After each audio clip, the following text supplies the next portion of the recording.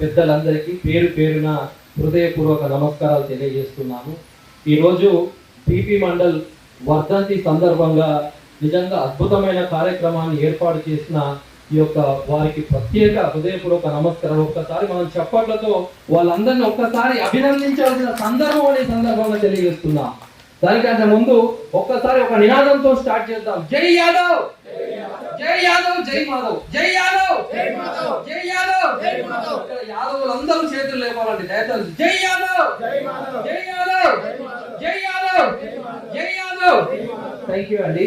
ఈరోజు ముఖ్యంగా బీపీ మండల్ గురించి మాట్లాడాలనుకుంటే ఆయన ఒక వ్యక్తి కాదు, ఆయన ఒక ఉద్యమం, ఆయన ఒక విప్లవం, ఆయన ఒక సామాజిక న్యాయానికి నిలువెత్తు నిదర్శనం ఒక బీపీ మండల్ అని ఈ సందర్భంగా తెలియజేస్తా ఉన్నాను.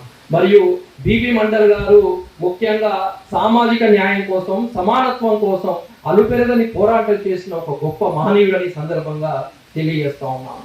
అంతేకాదు కోట్ల మంది బీసీ జీవితాలలో చీకటిని, ఏదైతే అంధకారాన్ని తరిమి మరియు వెలుగును నింపిన మహనీయుడు మన బీపీ మండల్ గారని సందర్భంగా నేను తెలియజేస్తా ఉన్నాను.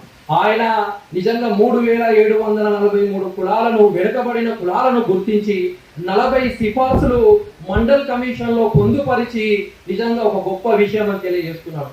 ఈ 40 ఏదైతే సిఫార్సులు ఉన్నాయో దాంట్లో ఒకటే ఒక సిఫార్సు, విద్యా ఉద్యోగాలలో రిజర్వేషన్లు 20% వచ్చింది.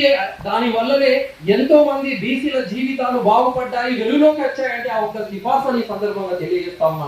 ఒక్క సిఫార్సుతోనే ఇంత వెలుగులు వస్తే మరి మిగతా సిఫార్సులన్నీ ఎందుకు అటక మీద పడ్డాయని ఈ సందర్భంగా నేను తెలియజేస్తున్నాను. ఈ రోజు ఎన్నో కేంద్ర ప్రభుత్వాలు వచ్చినాయి, మరి బీసీలకు ఏమన్నా చేసిందా అంటే లేదు. ఆనాడు ఒక్క సిఫార్సు కోసం ఆధిపత్య కులాలు ఎన్నో పోరాటాలు ఎన్నో చేసి దానికి క్రిమిలేయర్ కూడా పెట్టి ఈ రోజు చేసిన పరిస్థితి మన అందరికీ తెలిసిందే. ఓ గొప్ప మానవుడు ఆయన ఒక్క సిఫార్సుతోనే దేశం మొత్తంలో ఎన్నో అద్భుతాలు క్రియేట్ అయినాయి. అంటే మిగతా సిఫార్సు కూడా అమలు చేస్తే మాత్రమే బీసీల జీవితాలలో నిజంగా అద్భుతాలు జరుగుతాయి, అభ్యున్నతి జరుగుతుందని సందర్భంగా తెలియజేస్తా ఉన్నాను. అయితే ముఖ్యంగా ఈ రోజు బీపీ మండల్ ఒక యాదవ సామాజిక వర్గ కుటుంబంలో జన్మించిండు.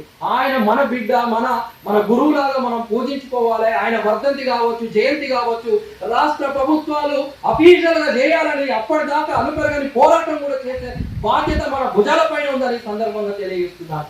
దానికంటే ముందు ఒక్కసారి సామాజిక చరిత్ర, భారతీయ సామాజిక చరిత్ర చూస్తే యాదవుల చరిత్ర ఎంత గొప్పగా ఒక్కసారి ఆలోచించండి. చంద్రవంశ క్షత్రియులు మన యాదవులు.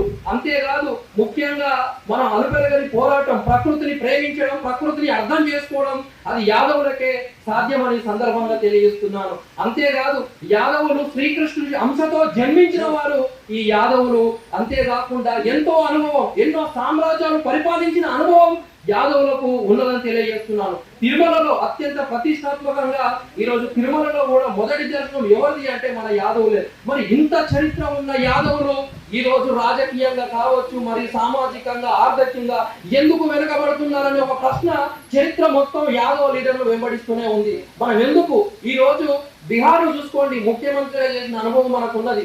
అంతేకాదు యూపీని చూసుకోండి, ముఖ్యమంత్రిగా చేసిన అనుభవం ఉంది. మరి మన యాదవులు ఎందుకు ముఖ్యమంత్రి కావచ్చు?